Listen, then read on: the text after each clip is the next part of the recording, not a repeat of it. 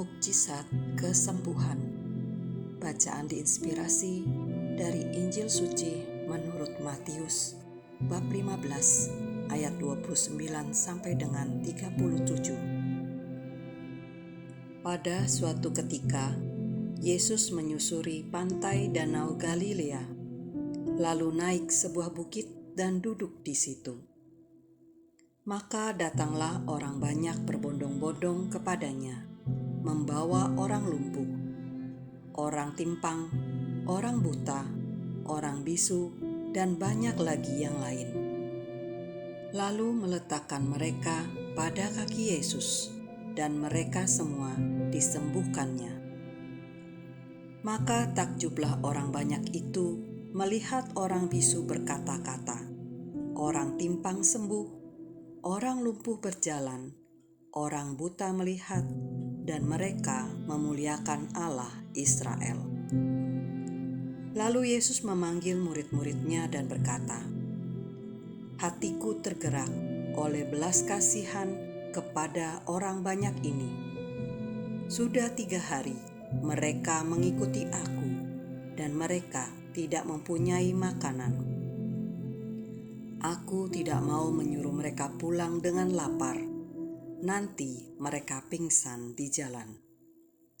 Para murid menyahut, "Bagaimana mungkin di tempat sunyi ini kita mendapat roti untuk mengenyangkan orang banyak yang begitu besar jumlahnya?"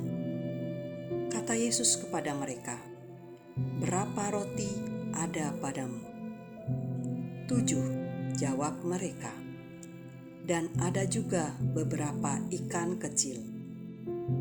Yesus lalu menyuruh orang banyak itu duduk di tanah. Sesudah itu, Ia mengambil ke-7 roti dan ikan-ikan itu. Ia mengucap syukur, membagi-bagi roti itu, dan memberikannya kepada para murid.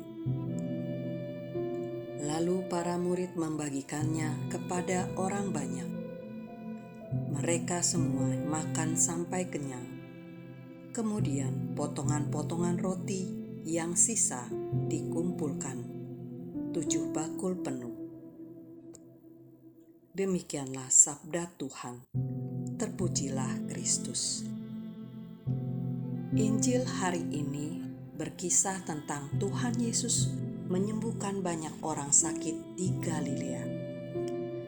Kisah itu mengingatkan saya ketika saya mendapat pesan WhatsApp 3 minggu lalu yang berisikan kesaksian dari seorang grandma yang baru saja mengalami kesembuhan secara ajaib dari penyakit larynx cancer. Dalam ilmu kedokteran, kanker ini merupakan jenis baru pasca pandemi COVID-19. Grandma sendiri baru mengetahui jenis penyakitnya setelah stadium 4. Luka pada lehernya yang berlubang selalu mengeluarkan darah dan menimbulkan rasa sakit yang luar biasa. Berat badannya turun drastis dan suaranya hilang akibat kerusakan pada pita suara. Dalam upayanya untuk memperoleh kesembuhan secara medis, Grandma sudah menjalani kemo sebanyak 4 kali, dan sungguh ajaib ketika akan menjalani kemo kelima, ternyata luka di lehernya sudah mengering dan hasil PET scan menyatakan kankernya sudah bersih tanpa harus kemo lagi. Rupanya selama sakit, Grandma selalu mencari Tuhan yang ia imani sungguh-sungguh sebagai tabib yang ajaib. Dia bersaksi bahwa Yesuslah yang menyembuhkannya. Begini petikan catnya, "Saya mengalami mukjizat luar biasa dalam suatu misa adorasi dan penyembuhan. Misa dihadiri oleh 5.000-an umat. Namun ketika Pater Pablo berkeliling dengan monstrannya, beliau berhenti dan melihat, lalu mengulurkan tangannya untuk menjamah saya. Seketika saya merasakan sesuatu terjadi pada diri saya. Mukjizat itu nyata." Kesaksian kesembuhan yang dialami Grandma mengingatkan saya pada firman Tuhan. Maka takjublah orang banyak itu melihat orang bisu berkata, orang timpang sembuh, orang lumpuh berjalan, orang buta melihat, dan mereka memuliakan Allah Israel. Matius 15 ayat 31. Belas kasih Yesus tak dapat terselami, dan kebaikannya menembus segala batas yang dipikirkan dan diadakan oleh manusia. Melalui karya penyembuhannya, kita menyaksikan mujizat yang nyata bagi umat yang setia dan memohon belas kasih darinya.